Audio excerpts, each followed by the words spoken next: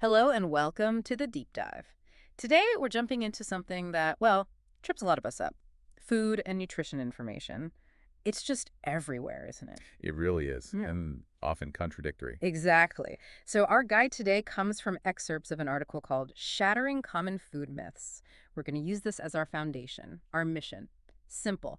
Cut through all that noise for you. We'll unpack some really common ideas about eating and health, pulling out the key insights from this source. We want you to leave feeling, genuinely well informed. And that's so crucial today, right? With health being such a huge topic, there's just this flood of diet info. Some's good, sure, but the source highlights how much is exaggerated or, well, just wrong. Mm-hmm. So we'll look at the big misunderstandings the article tackles and see what the evidence actually says. Okay, let's dive right in. First myth, I bet almost everyone has heard this one, that strict rule. Eating after 6 p.m. makes you gain weight. Does our source say this actually holds up? Well, this is a really interesting one where, popular wisdom doesn't quite match the research cited in the article. That strict 6 p.m. cutoff. It's not necessarily the deciding factor. Oh, really? Because it feels like late night food just sits there. Yeah, I get that feeling. But the core finding in the research highlighted here is that the actual timing of when you eat your calories doesn't seem to significantly impact weight gain on its own anyway. So the clock isn't the villain.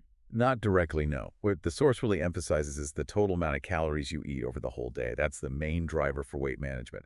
It's all about the overall energy balance. Okay, total calories. Makes sense. But there's an important nuance in the article. It might explain why that late-night rule feels so true for people. Ah, okay. What's that? While the timing itself isn't the issue, what people tend to eat late at night can be. It's not that the calories count more after 6 p.m., it's that late-night snacking often involves, well, less healthy choices. Right. You reach for the ice cream, not the apple. Exactly. The source mentions research suggesting people are more likely to grab things high in unhealthy fats or sugar late at night rather than, say, carrots or celery. So it's the food choice linked to the time, not the time itself. That makes perfect sense. Your willpower might be lower, or you're just looking for comfort food. Okay, Yeah. let's shift gears. What about low-fat foods? That label just screams healthy, doesn't it? Does the source agree? Is low-fat always better? Uh, Not necessarily, according to this article. It's interesting what happens when fat is removed because fat does carry a lot of flavor and texture. True. So the research mentioned shows that many food manufacturers compensate by adding more sugar or maybe artificial additives, even artificial sweeteners, just to make the low-fat version taste good. Ah, so you're trading fat for potentially unwanted sugar or chemicals. Exactly. So the source suggests it's maybe more important to look at the type of fat rather than just the total amount, focusing on unsaturated fats over saturated fats generally. Okay, so type over amount. Is there a practical tip here? Yes, a really good one from the article. Check the ingredients list on the back. The source notes that usually a shorter ingredient list means less processing. And that's often a better sign of a healthier product than just a low-fat claim on the front. Check the back, not just the front. Got it. Absolutely. Okay, let's tackle a really big one. Carbohydrates. The idea that carbs are bad and we should cut them out. Is that true, according to the source? Oh, again, the article says, no, that's too simplistic. Like fats, it's not that all carbs are bad. It really depends on the type of carbohydrate. Yeah. The source actually references the German Nutrition Society, explaining this difference. It's the simple carbs, things like white rice, white flour, white sugar. Those are the ones that can be problematic, especially if you eat a lot of them. Right, the refined stuff. Exactly. But complex carbohydrates, the article presents those as beneficial. How so? They help you feel full longer, providing lasting satiety. The source highlights that this can actually help prevent overeating and weight gain because you're not getting hungry again so quickly. And what kind of foods have these good complex carbs? The source lists things like whole grains, fruits, and vegetables. So it's not about avoiding carbs entirely. It's about choosing the right ones. Whole, unprocessed ones are generally better. That clears things up nicely. Okay, next up, vegetarianism. With more people going plant-based, there's this worry, right, that vegetarianism causes nutrient deficiencies. Maybe you won't get enough protein. You'll feel tired. What's the source's take on that? Yeah, that's a common concern, but the article directly pushes back on it. It says that's basically incorrect.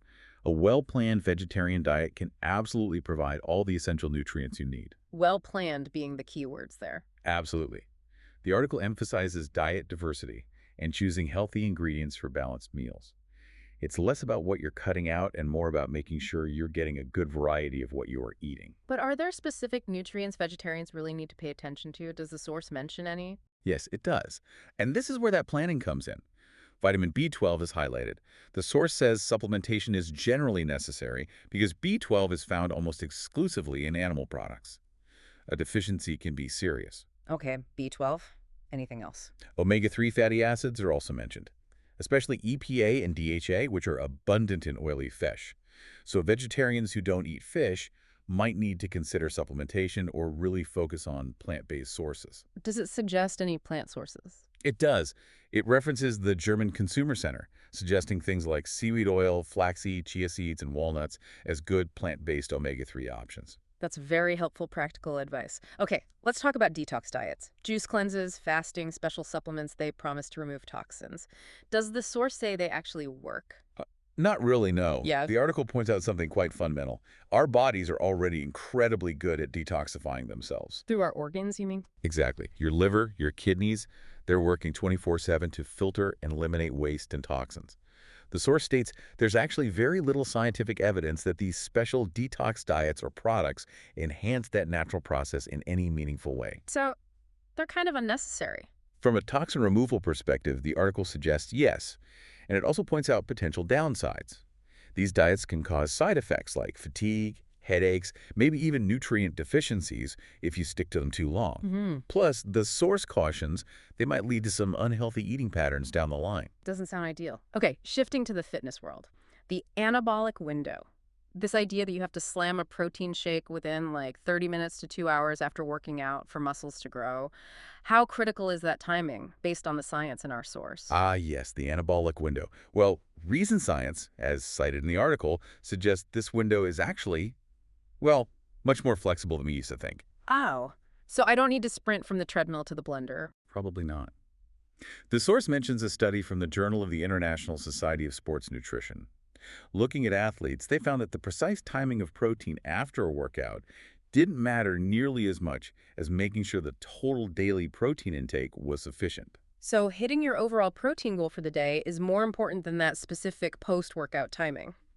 For most people, yes. That seems to be the key takeaway, according to the research presented. The source does note one exception, though. Which is? If you're doing intense exercise multiple times in one day, like training twice a day, then getting protein in fairly quickly after the first session can help speed up recovery before the next one. But for typical once-a-day workouts, the total daily amount is what counts most. That's good to know. Less pressure. Okay, last myth, gluten. It gets blamed for a lot lately. Inflammation, digestive problems. Should everyone be avoiding it, according to the source? The article draws a very clear line here. For the vast majority of people, the answer is no. Gluten, which is just a protein in wheat, barley, and rye, only causes these inflammatory issues in people with specific conditions. Like celiac disease. Exactly. Celiac disease or a diagnosed wheat allergy, or certain recognized non-celiac gluten sensitivities. For individuals with these diagnoses, avoiding gluten is crucial, medically necessary. But for everyone else. For most people who don't have these conditions, the source emphasizes that gluten isn't inherently harmful. There's no strong evidence presented suggesting that avoiding it offers general health benefits if you tolerate it fine. Going gluten-free isn't necessary for overall health for most of us. Right. And what about those gluten-free products? Are they automatically healthier? That's another important point the source makes, not necessarily. Often, to make gluten-free bread or pasta taste and feel like the original, manufacturers add more sugar or fat. Ah, another case of checking the label. Exactly. Gluten-free doesn't automatically mean healthier. You still need to see what's actually in it. Absolutely. Okay, so let's wrap this up. We've covered a lot of ground debunking myths about eating times, low-fat labels, carbs, vegetarian diets, detoxing, protein timing, gluten, all based on the insights from this article. Yeah, and I think the big takeaway, looking across all these points, is that the source consistently guides us away from strict, often misleading rules. Instead, it points towards focusing on the bigger picture, Like what? like total calorie intake, The quality and type of nutrients, think complex versus simple carbs, unsaturated versus saturated fats, ensuring diet diversity, and just overall balance. It's about informed choices based on evidence, not just catchy rules. Makes sense. More nuance, less dogma. Exactly. And that leaves us with a final thought, maybe something for you to ponder. If these seemingly obvious rules like no food after 6 p.m. or always choose low fat aren't as simple or true as they appear, Hmm. what other bits of food or health advice might be worth questioning? Hmm. What assumptions about eating well might you be holding on to that maybe deserve a closer look based on evidence rather than just popularity? That's a really great question to end on. Food for thought. Indeed. Thank you for joining us on this deep dive into shattering food myths. We hope this helps you navigate your own nutritional choices with a bit more clarity.